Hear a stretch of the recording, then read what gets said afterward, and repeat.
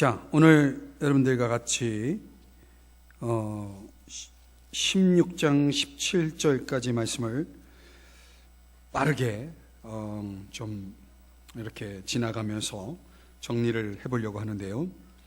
오늘 성경에는 두 가지 규례를 우리가 살펴볼 수가 있습니다. 첫 번째는 15장 우리가 함께 읽은 본문은 해마다 지켜야 할 규례, 그리고 16장 1절에서 17절은 1년에 3번 지켜야 할 규례, 이렇게 두 가지 종류의 규례가 소개되고 있습니다. 먼저 15장 19절에서 23절에서는 일명 초태생 규례, 이렇게 우리가 이름을 붙이고 있습니다. 한번 따라 하십시다. 초태생 규례. 이 초태생 규례는 모든 짐승 가운데 처음 난 수컷은 일을 시켜서도 안 되고 털을 깎아서도 안 된다. 그리고 그것을 지정된 장소인, 하나님이 지정하신 장소인 성소로 데리고 와서 그 짐승을 희생제물로 드리는 것입니다. 그리고 여기에는 두 가지 전제가 있습니다. 금기사항이 있는데 흠이 없어야 하는 것으로 드려야 되고, 그 다음에 피를 빼고 먹어야 된다. 이 두 가지를 이야기하고 있습니다. 그리고 또 하나 중요한 것은 온 가족이 함께 먹는 것입니다. 온 가족이 함께 먹는 것입니다. 자, 이 도대체 초태생 규례를 통해서 하나님이 우리에게 말씀해 주시고자 하는 교훈은 무엇일까? 이것은 하나님이 어떤 분이심을 교훈해 주는 것입니다. 그렇다면 하나님은 어떤 분이십니까? 사랑하는 여러분, 하나님은 어떤 분이십니까? 하나님은 최선의 것을 누리기에 합당하신 분이십니다. 한번 따라 하십시다. 최선의 것을 누리시기에 합당하신 분. 그래서 하나님은 마땅히 저와 여러분의 최선의 것을 누릴 수 있는 자격이 있으신 분이다. 권한이 있으신 분이다. 그 최선의 것을 우리 주님이 저와 여러분의 삶을 통해서 누리기를 원하는 겁니다. 이것은 단순히 일주일에 한 번 하나님 앞에 나와 드리는 예배를 통해서 이루어지는 그런 차원이기보다는 일상의 예배를 강조하고 있는 것입니다. 일상의 예배. 일상의 예배라고 하는 것은 뭡니까? 일상의 예배는 하나님이 주신 복들을 감사하면서 전체 가족이 하나님 앞에서 그 감사의 마음을 가지고 먹는 것입니다. 함께 먹는 것입니다. 그냥 오늘 저와 여러분이 할 수 있는 건 뭐냐면 하나님 앞에 저와 여러분의 삶이 최선의 것으로 드려져야 되는 것입니다. 봉사도 그렇고 또 우리의 일상의 모든 삶이 하나님 모실 때 최선이어야 합니다. 오전에 2부 때도 말씀을 드렸지만은 하나님은 그런 우리의 최선을 통해서, 그 최선의 꾸준함을 통해서 하나님의 영광이 나타나고 하나님의 기쁨이 나타나는 것입니다. 그럼 오늘 이 초태생 규례를 통해서 저와 여러분이 배워야 할 정신은 바로 그것입니다. 과연 나 자신과 우리 가족이 하나님 앞에서 얼마큼 최선의 것으로 드려지고 있느냐라고 하는 질문을 던져야 됩니다. 그리고 여러분들이 송구영신 예배를 드리기에 앞서서 이 한 해를 돌아보면서 여러분 온 가족이 하나님 앞에서 얼마큼 감사하고 있는지를 봐야 됩니다. 여러분 엄마만 감사하는 게 아니고 아빠만 감사하는 게 아니고 우리 아이들도 하나님 앞에 감사해야 돼요. 아멘? 아멘이에요? 아멘 해보세요. 아멘? 유치부 아멘? 아멘이에요. 그렇게 아멘 하셔야 됩니다. 하나님 앞에서 감사하는 삶이 되어야 합니다. 자, 두 번째, 1년에 3번 지켜야 할 규례는 16장 1절에서 17절인데 절기 규례입니다. 이 절기에는 3가지 절기가 있습니다. 첫 번째는 6월절이고 두 번째는 77절, 세 번째는 초막절. 자, 첫 번째 16장 1절에서 8절인데 여러분들이 이 성경을 다 읽어가면서 살펴보기에는 우리가 시간적으로 좀 바쁩니다. 그래서 여러분 성경 신명기 16장을 펼쳐 놓으시고 제 설교를 들으시기 바랍니다. 유월절은 어떤 절기냐면 하나님이 나를 구원해 주신 것을 기억하는 절기입니다. 무엇을 기억한다고요? 하나님이 나를 구원해 주신 것을 기억하는 절기입니다. 이스라엘 백성들로 말하면 이스라엘 백성들이 애굽에서 종로로 투세했습니다. 노예로 살았습니다. 그 애굽의 노예였던 이스라엘 백성들이 애굽을 탈출한 그 사건을 기억하는 절기입니다. 그래서 이 절기는 언제 지켰냐면 봄철에 즐겼습니다. 그래서 16장 1절에 보면 아빕월, 이 발음하기가 좀 어려운데요. 아비벌. 이 아빕이라고 하는 단어는 녹색 이삭을 의미하는 단어인데, 그래서 아비벌은 녹색 이삭의 달이다. 이 말은 무슨 얘기냐면 이제 이스라엘 백성들이 이때에 무엇을 먹었냐면 무교병을 먹습니다. 3절에 보면 무교병. 이 무교병은 충분히 발효되지 않은 그런 아주 막 해먹은 그런 떡인데요, 이것은 그들이 종살이를 하다가 아주 급하게 탈출한 사건을 기억하게 하기 위해서 너희들 무교병을 먹어라, 이렇게 얘기한 겁니다. 거기에다 4절에서는 누룩과 고기를 제거하고, 이 누룩과 고기는 이스라엘 백성들이 애굽에서 탈출해서 광야의 길을 갈 때 이 두 가지는 절대로 섞어서는 안 되는 거예요. 왜냐하면 이 두 가지가 그들의 위생상, 그들의 건강을 해칠 수 있는, 잘 부패할 수 있는 요소를 가지고 있기 때문에 부패한 음식을 먹으면 탈이 나잖아요. 탈이 나지 않도록, 그래서 부패를 예방하기 위해서 누룩을 빼야 되고 고기를 제거해야 된다. 그래서 이거는 일종의 영적인 의미에서는 불순함을 제거해야 된다, 부패함을 제거해야 된다, 이런 의미를 갖고 있는 겁니다. 그리고 6절에 보면 초저녁에 지켰습니다.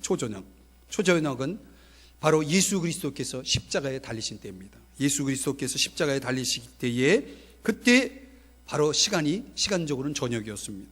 그래서 이 희생의 때에 그들이 유월절 제물을 함께 먹으면서, 그러면서 그 무교병을 먹으면서 지켰던 것입니다. 그런데 이 정신이 신약으로 와서 뭘로 바뀌냐면 성만찬식으로 바뀝니다. 그래, 이 이스라엘 백성들은 유월절을 통해서 하나님께서 이스라엘 백성을 애굽에서 구원해 주신 그 구원을 기억했다면, 우리 그리스도인들은, 예수님의 제자인 그리스도인들은 영원한 구원을 우리에게 주신 희생양이 되신 예수 그리스도를 기억하면서, 유월절 어린 양이신 예수님을 기억하면서, 예수님의 희생을 기억하면서 우리는 성만찬을 기념하고 하나님 앞에 올려드리는 것이죠. 그래서 하나님께서 이스라엘 백성들에게 1년에 3차례 절기를 지키면서 그들로 하여금 의도적으로 하나님께서 나를 구원해 주신 것을 기억하도록 했다는 것입니다. 그러면 여러분에게 묻겠습니다. 여러분은 구원 받으셨습니까? 그냥 아멘이 이렇게 힘이 없어요. 식사 안 하셨어요? 다시 묻겠습니다. 여러분 구원 받으셨습니까? 그래도 마음에 안 들어요. 제 마음에 안 드는 게 아니고 여러분이 구원받았다는 그 감격이 그 대답 속에 충분히 배어나오지 않는 것 같아요. 다시 한번 묻겠습니다. 여러분 구원 받으셨습니까? 진작 그렇게 하시지. 지금 바빠 죽겠는데. 그럼 우리가 그런 구원을 받았다면 저와 여러분이 그 구원을 얼마나 기억하며 사십니까? 날 구원하신 영원한 구원의 은혜를 입은 우리들이 얼마큼 그 주님의 희생을 기억하고 살아가느냐, 이게 굉장히 중요한 거예요. 두 번째, 우리가 또 기억해야 할 것은 7절입니다. 9절서부터 12절인데 이것은 하나님의 풍성한 은혜를 기억하는 절기였습니다. 6월절을 시작으로 해서 안식일로 계산하면 77입니다. 그래서 7번의 안식일을 지난 그 다음날 50일째 되는 날 지킨 절기가 바로 77절입니다. 이것을 다른 말로 얘기하면 맥주절, 또 다른 말로 얘기하면 오순절, 이렇게 되는 것입니다. 이 절기에는 보리를 추수하는 추수가 시작되는 그런 시점에 곡식에 낫을 대는 첫날부터 이제 이 7.7절을 지키게 됩니다.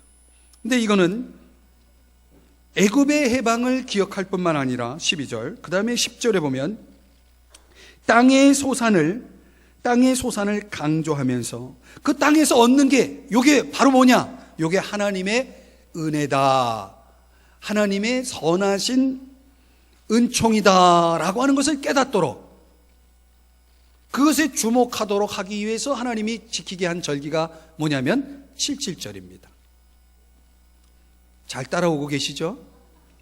근데 이 7.7절은, 여러분 7.7절을 지키면서 이스라엘 백성들 뭘 기억했냐면, 우리가 지금 얻은 이 수확물은 다 하나님 은혜야 라고 하는 것을 기억하게 했다는 것입니다.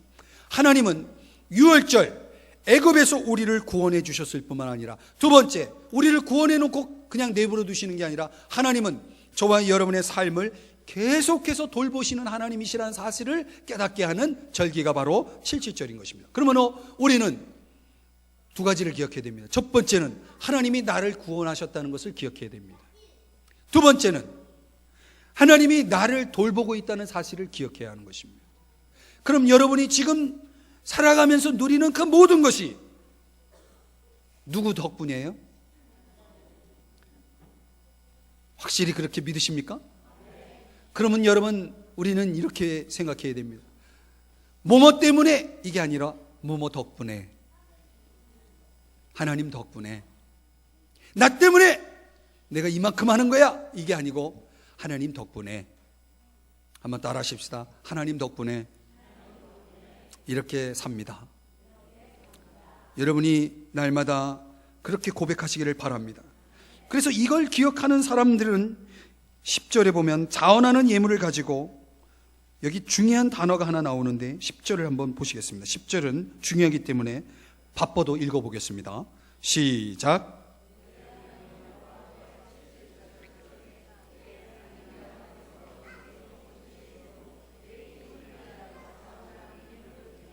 여기 중요한 단어가 뭐냐면 복을 주신 대로입니다. 한번 따라 하십시다. 주신 대로.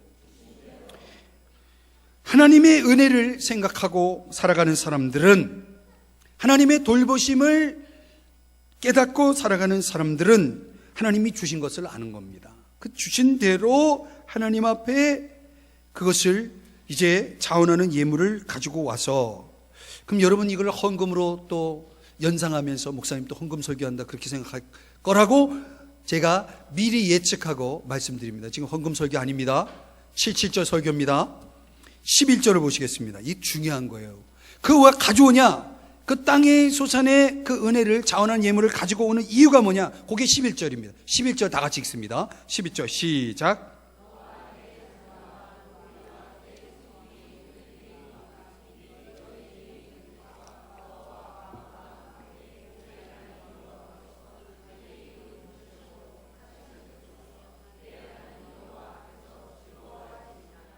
아멘.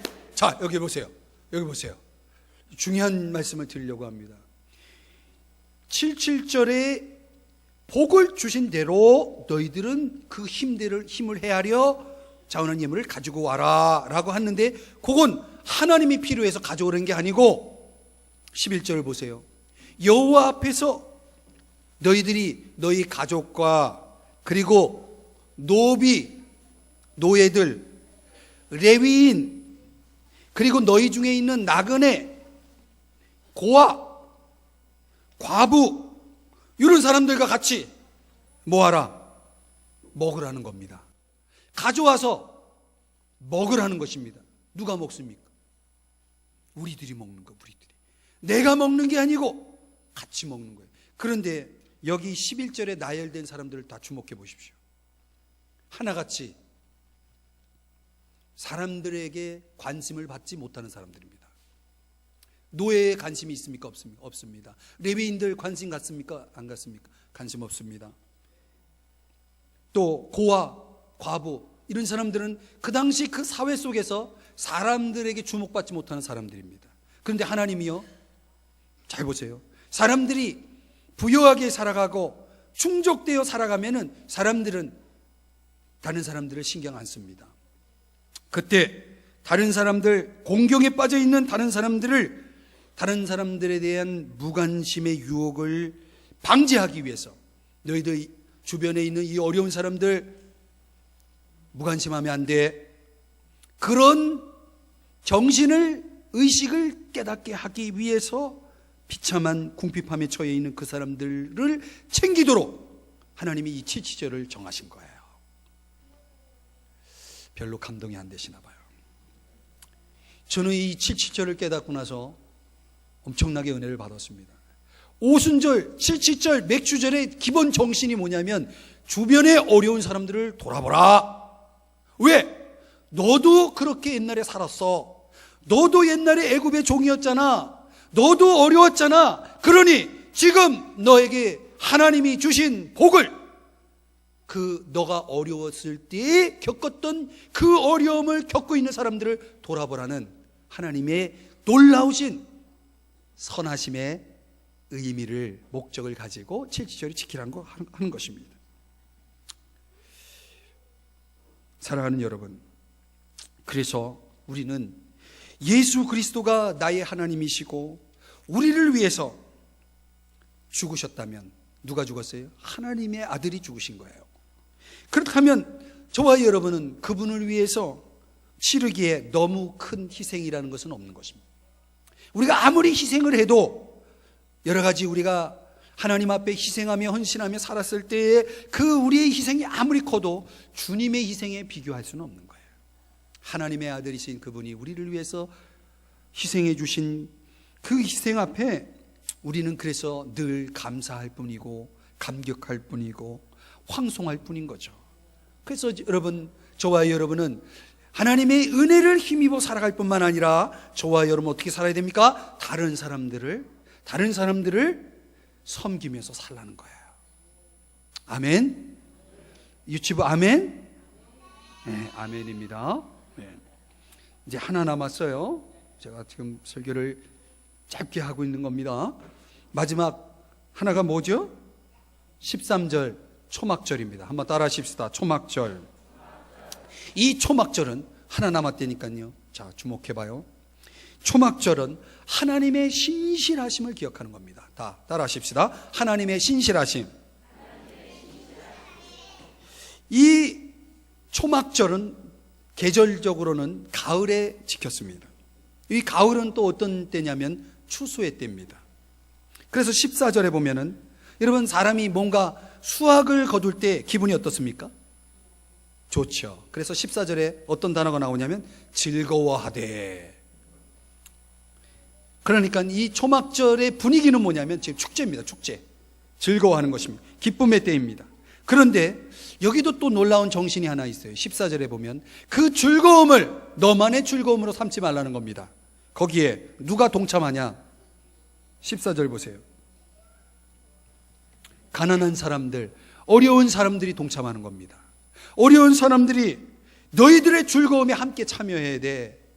즐거움은 나만의 즐거움이 될 수 없는 거야. 그 즐거움의 식사에 어려운 사람들이 함께 동참해야 돼 라고 하는 것입니다. 그것도 축제를 하루만 하고 끝나는 게 아니라 일주일 내내. 그러니 여러분, 일주일 내내 먹어야 되는 거예요. 그래, 일주일 내내 먹는 가운데서 그동안 많이 굶주려 있던 사람들이 일주일 동안 먹는 거예요. 참 먹는 게 그렇게 좋아요. 이 먹는다, 여기에 굉장한 의미가 있는 거예요. 이 먹을 때 우리 안에 들어오는 음식은 일종의 희생입니다. 그래서 나를 즐겁게 해주는 거예요. 내 안에 들어오는 이 음식이 나를 즐겁게 해주는 거예요. 나에게 힘을 주는 거예요. 나에게 건강을 주는 거예요. 나에게 생명을 주는 거예요. 그런데 우리 안에 들어오는 그 음식은 반면에 아픈 거예요. 희생이에요. 헌신이에요. 하나님은 그런 정신을 초막절을 통해서 깨닫게 하시는 거예요.